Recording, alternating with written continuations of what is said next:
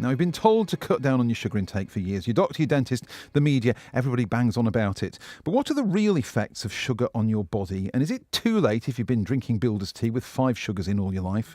Well, Nottingham now has its very own first sugar ambassador in the shape of Bridget Hamilton. Good morning, Bridget. Morning, Dean. Let's get the formality out the way first. What's the public health collaboration all about? Well, it's a charity that was set up a few years ago now. It's been running about 3 years by health professionals in the north to address the public health issues that we've got around, mainly obesity and type 2 diabetes.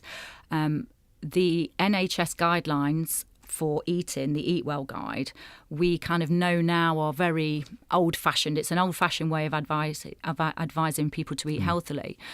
The NICE guidelines changed a couple of years ago, and now GPs and health professionals can actually give whatever health advice they deem, appropriate. So we can go into GP surgeries now and give people a different kind of healthy eating advice that actually helps them to address their type 2 diabetes and lose weight if that's necessary as well.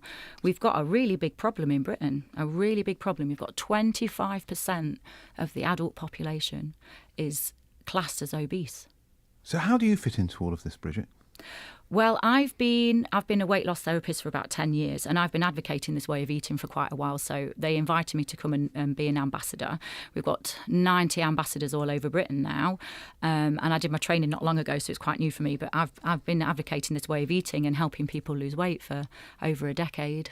So when you say this way of eating, what does that entail? Well, it's very different from the typical advice that's out there, which I say is quite old-fashioned. This idea of calories in and calories out and low-fat eating is very, very old-fashioned. And it stems from quite inefficient science from the 70s, really. So a way of eating that allows you to feel really comforted, to feel satisfied, gets your body running on a different kind of fat-burning system, is to completely fire out processed carbs and sugar and to consequently up your fats at the same time as well. Because we do realise now that it's the processed carbohydrates and the sugars that are causing the problem. This sounds like what used to be known as the Atkins diet. Is it a similar sort of thing? Well, he was on the right track, Right. He was on the right track. It was very radical at the time, but what he was advocating was going back to a way of eating that we've eaten forever. I mean, before 1970, we all lived on lamb and cabbage. That was what we did. Yeah. And we were all very slender, thank you very much, But a lot of this processed food and the processed carbohydrates, our bodies don't deal with it very well at all. Now, you touched on something a moment ago, which is eating to feel comforted and full. And I speak with bitter experience here because when I present The Late Show on a Friday night from 10 till 1, which is, it's a full-on show, it's very exciting. You're on a high. At 1 o'clock, you finish, I finish, and then the vending machine starts winking at me because I'm tired, coming down from that high, and it's irresistible to me. It really is irresistible. Is that an uncommon thing, or is that just me? Oh, it's extremely common. Right. It's very, very common. I wrote a book that came out in January on Amazon called The Break the Crave System. And it explains actually in a little bit more detail of how that happens. We've got a very complex body chemistry going on, but we've also got at the heart of this is the way our nervous system behaves. We've got a very, very, very powerful fight or flight mechanism. It's our survival mechanisms, and all these things kind of work together. It's a very delicate body chemistry, but it ends up being habit. And I would say, to a large extent, for a lot of us, it becomes addiction as well. Addicted to sugar? Yeah, absolutely. That's the thing, is it? Absolutely, right. Definitely. And I would say, in my experience over 10 years, there's not a shadow of a doubt that we can get addicted to sugar, and we do. Because if something's irresistible, you might say that's the first definition, right? If you can't resist it and you can't say, "No, I'm all right," then you've got an addictive behaviour going on. As a therapist, I would say that. A lot of my friends have been through this, and I've been through it probably 3 cycles myself, where you suddenly realise you're getting a bit flabby, time to do something about it, and I can get into the zone where I just cut out all the processed carbs, walk a lot more, and the weight falls off. Nearly 3 stone in 3 months last year. That's wonderful.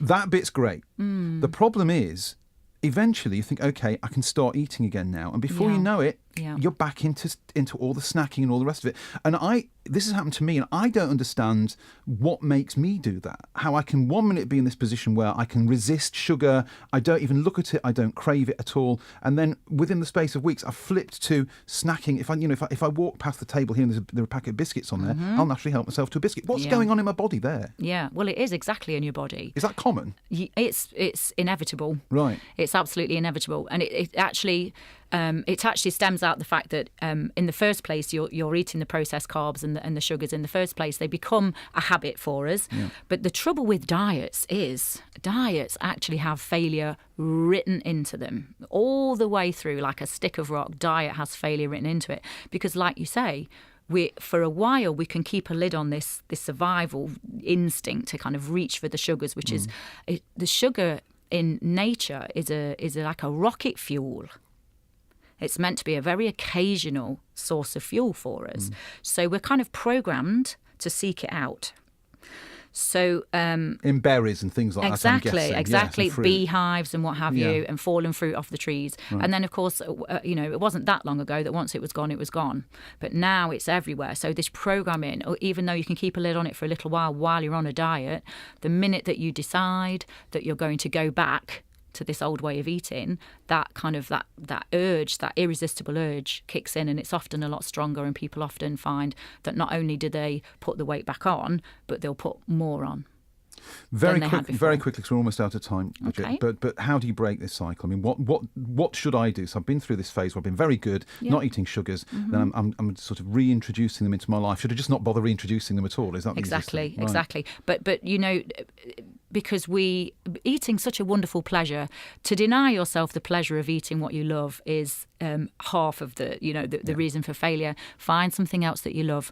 So I would say in my therapy, 60% of the therapy is the way that you eat. So enjoy your fats, enjoy your butter and your cream, but that can only happen when you knock out the processed carbs and the sugars. But then get help for sugar addiction. You do need help. I needed help. I had to learn my own lessons like everybody else. There should be a Sugar Addicts Anonymous.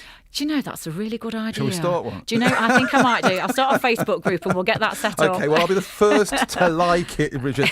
So what's your priority then as Sugar Ambassador? Right, okay. So what I'm looking for really is people within the health service, because we'd like to go into GP surgeries. This is what we do. It's a charity. We go in and we give mainly type 2 diabetes sufferers healthy eating advice. So any health professionals who are looking to do something a little bit different and looking for a new way to help their patients through healthy eating, to contact me. Yeah. Okay. But this is not the patients directly contacting you. This is the health professionals contacting you, yeah? Any patients who might be interested in working alongside health professionals, for sure, yes. Where do we find you?